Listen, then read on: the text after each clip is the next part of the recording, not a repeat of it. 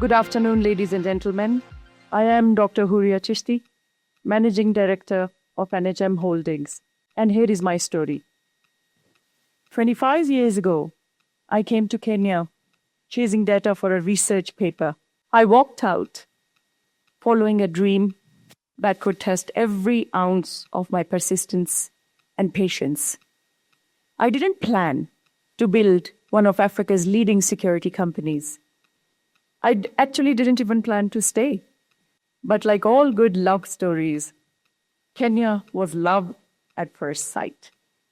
At the time, I was a young researcher pursuing my doctorate in information system, striving to be a big consultant or perhaps an academic. My research was on impact of information systems on manual workforce. This was just an academic paper. It wasn't supposed to change my life. However, this research gave me a deep insight of this region, and I understood it inside out, as well as the challenges that are faced by the companies that were trying to operate across this region.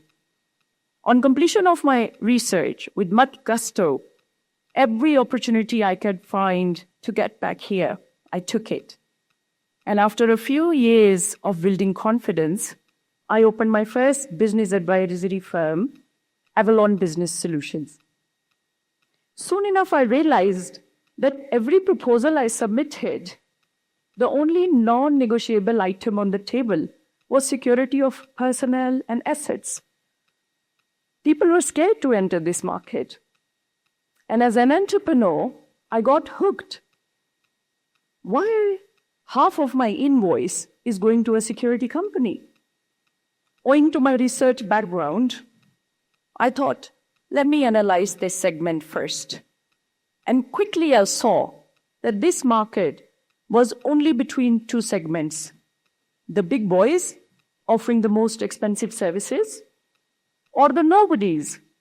There was no serious player in the median market that was offering services at a competitive rate.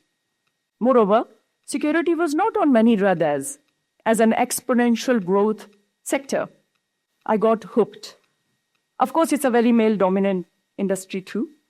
So without further ado, I thought to myself, I already have clients. I have a growth platform. I have my networks. Why am I not in this business? And how hard can it be? Considering the youth, ambition, overconfidence together, perhaps was not a good mixture. But I jumped off the cliff. And I'm like, let's try this. Oh, I had no idea the hell I was calling out for. I still remember the first day I entered the registrar's office trying to register a security company. And I was told I need clearance from the National Security Intelligence Services. So CD in one hand, ambition and determination in the other, I marched into NSIS.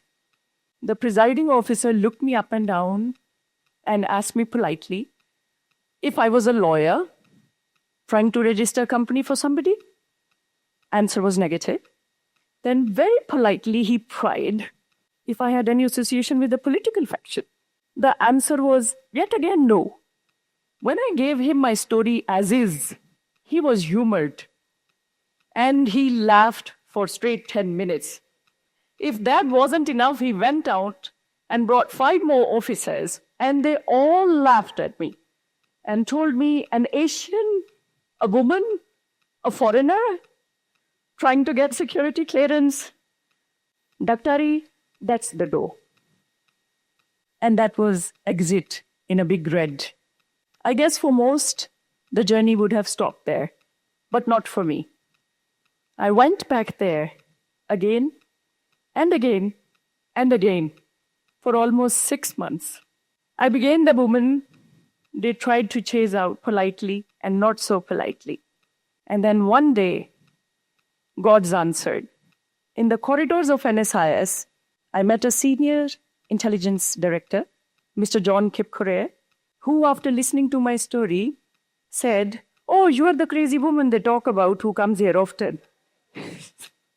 But after listening to my story And seeing my persistence and further prying, he actually became a lifelong mentor, friend, and later on a senior advisor for our group of companies. He took me through all the formalities and finally opened the door I had been knocking for so long. And once the door was opened, there was no looking back. Seneca Group was open for business.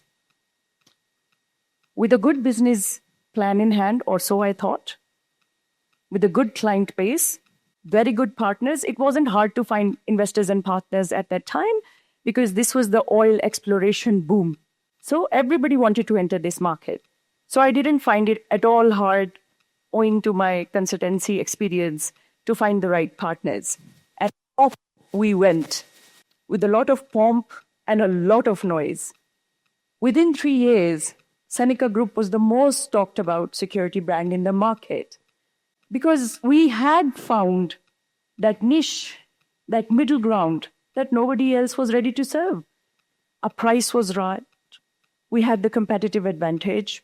We were saying it straight that we are not the big boys, but we do a good job at a very good price. Clients came.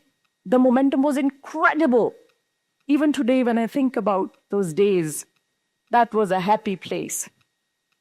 Our gold rush began, and we boomed.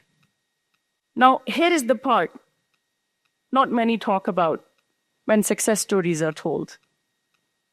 We grew too fast. We were neither ready structurally or financially to absorb such a growth curve. And cracks appeared all over the building. Debt, legal problems, labor issues, directors' disputes, team fractures, you name it, we have it. It was so disheartening for me that everything I had built for years was now falling apart right in front of me. And of course, there was a day when I sat down and thought, this is the end of the African adventure. It's time to go home, to the known. But in the same moment, there was another contemplation. Our business is heavily people dependent. Our growth means jobs for many. Our fall means loss for many. Holding on to that thought, I stood up and told myself, I didn't come this far to only come this far. With almost total collapse, shattered pieces everywhere, lost reputation, because market is small, word travel fast. But with the help of a lot of friends, advisors, mentors, even clients, family, some of you are even sitting in this room, we rebuilt. But this time with patience, with persistence, with focus, and with silence. There was nothing to prove anymore because passion was now purpose. My business is people, and under no circumstances I'm gonna let down the people who trusted me anymore. And I did whatever it took to take one foot on front of the other. And ladies and gentlemen, after 2 decades of relentless work, NHM Holdings today is a Tier 1 security conglomerate. We have over 9 specialized brands under our wing. We operate in 11 countries. We have 5,000 plus employees serving 500 discerning clients. Our brands like Sekura International, Seneca East Africa, Global Watch Remote Visual Monitoring Center, Forensics One, Safety One, Absolute Security Training Academy, Fly Dog International are the top brands in their cadre across the region. We supply security services at almost 9 airports. We are the most discretionary African operator in the region. Many of you have been asking me, where have you been hiding? Well, that's my success. If I am in business over 2 decades and you haven't seen me, I'm doing my job well. We also built the first AI-based surveillance system in Africa almost a decade ago. We train over 2,000 security personnel in our security institution every year. And on top of that, I'm very proud to say we were the only African security company providing close protection services at Qatar World Cup amongst the top security players in the world. For the big boys industry, the ladies have arrived. And we are here to stay. But this story is not about me. This is about you and the industries we overlook. Even after all these years in this industry, I see that still there are not many young people ready to work in security or security as their first line of profession, preferred profession choices. When you look at countries and their might, of course the GDP, economic indicators, everything matters. But at the same breath, doesn't the military prowess, intelligence services, defense mechanism also define a country's might? That's the power we are talking about. Security still remains an exponential growth sector, especially in terms of humans, because you cannot minus the human aspect in our industry. We'll always need that touch. So if there is that one growth curve you are looking at to create jobs, security industry it is. This region, all of it, and all over the world. Yet, the path is not clear. The industry doesn't always market itself well. However, let me tell you this very straight. Somebody like me who has just stumbled into this industry, you don't need to be a security specialist to do a great job and make a great living in this sector. You just need to be a bold doer, a critical thinker, a problem solver. So whether you are a lawyer, a doctor, an engineer, a psychologist, there is a place for you in this space.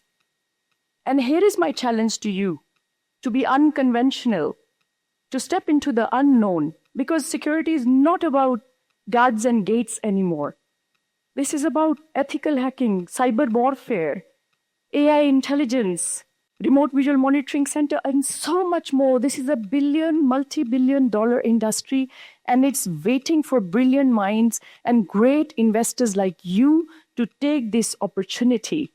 And for somebody who wants to make a difference in the society, this is your calling, because on daily basis, you get the chance to safeguard lives and people and assets above and beyond your own being. It changes you inside out.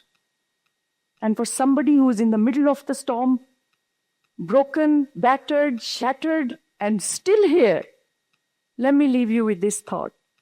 Sometimes the doors that are hardest to open leads to the places where you were meant to be all along.